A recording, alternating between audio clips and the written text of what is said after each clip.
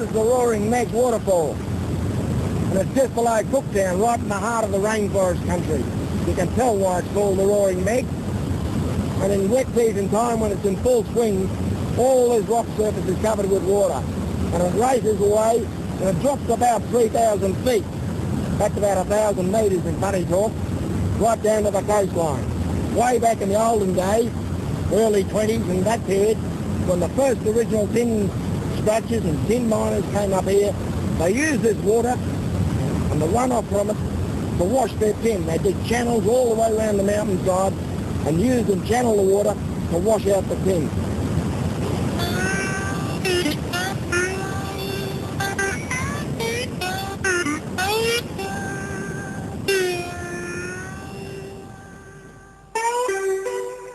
The early tin miners who came into this scrub country were looking for riches.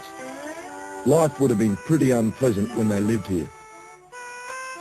It was wet all the time, and of course they had this great big canopy which cut out most of the sunlight. The Aboriginals, on the other hand, had come to grips with this environment.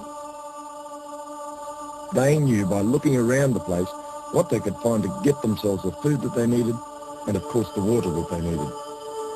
That's quite a contrast to what those early tin miners found. They were quite out of their element and out of their depth, but even today, when we go back into the scrub, we can find the remains of their occupation in that country.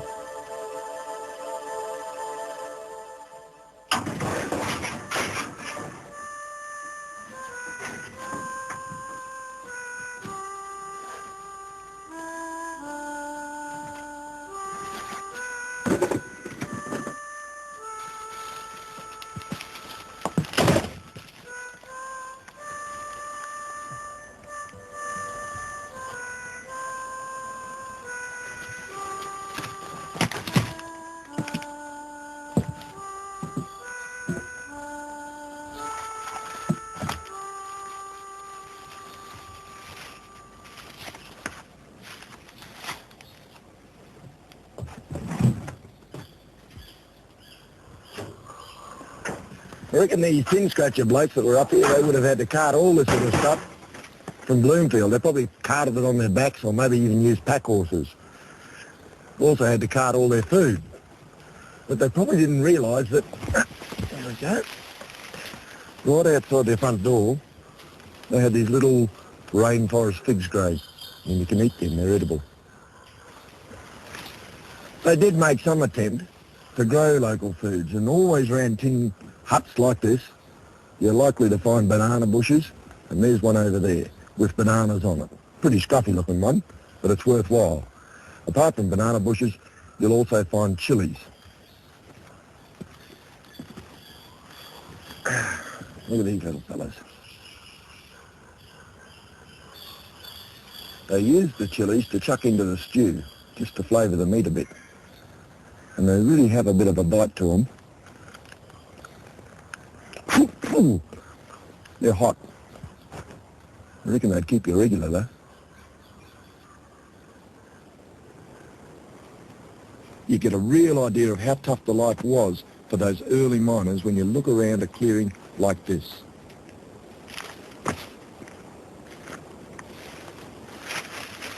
All of the scrub that once grew here had to be cut away, and all of that work was done by hand.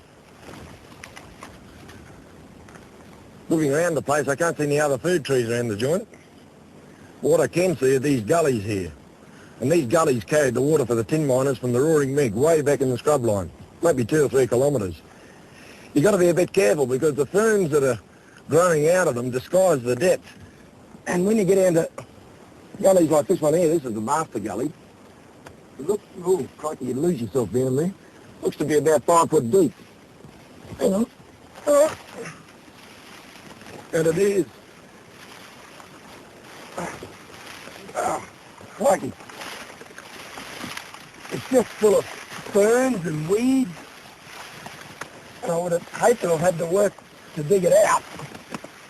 It's only about 1 foot wide and very cramped. Hello. Somebody else has been in here. That's a python skin. Obviously shedding his skin down here. There's a bit more of it. I think I better get out of here.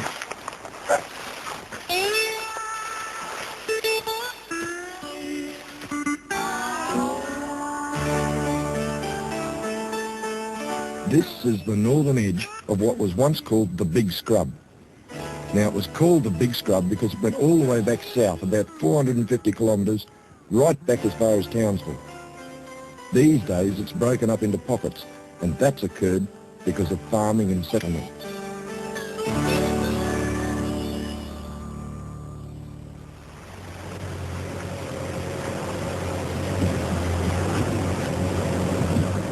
This trip will take me almost to the very top of Cape York Peninsula, looking for Bushtucker.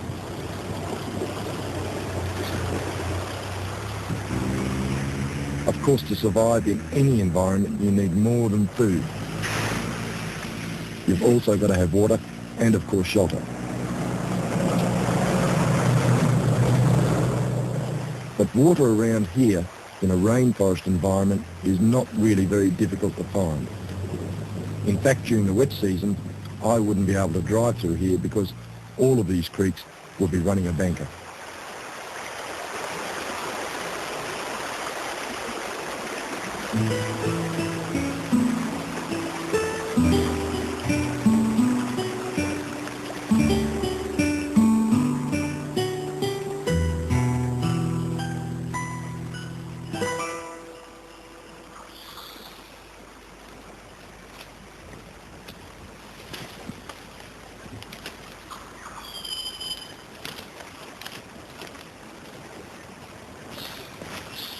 Way back in the beginning, when I first started to research Bushtucker, I started in this environment, the rainforest. And the reason for that was the fact that I was most familiar with this sort of country. When I was a bit of a kid, I grew up to the south of here, in rainforest country, so I knew all about it. Well, I thought I did at the time anyway. A few years later, that background and that information held me in good stead, because the army sent me off to Vietnam. Looking at Bushtucker in an environment like this is not as difficult as you might imagine, because once you look around a bit and look into the forest instead of at it, there's tucker everywhere.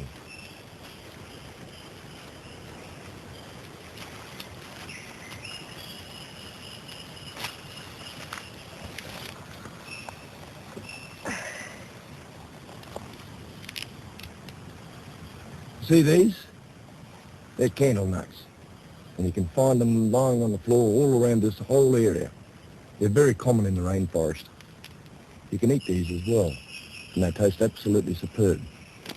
I'll break one open and show them. Ooh, killed that one. There it is. That white pulp tastes very, very similar to macadamia nut. They can also be used back in the campfire, so I'll take some back and use these tonight back at camp.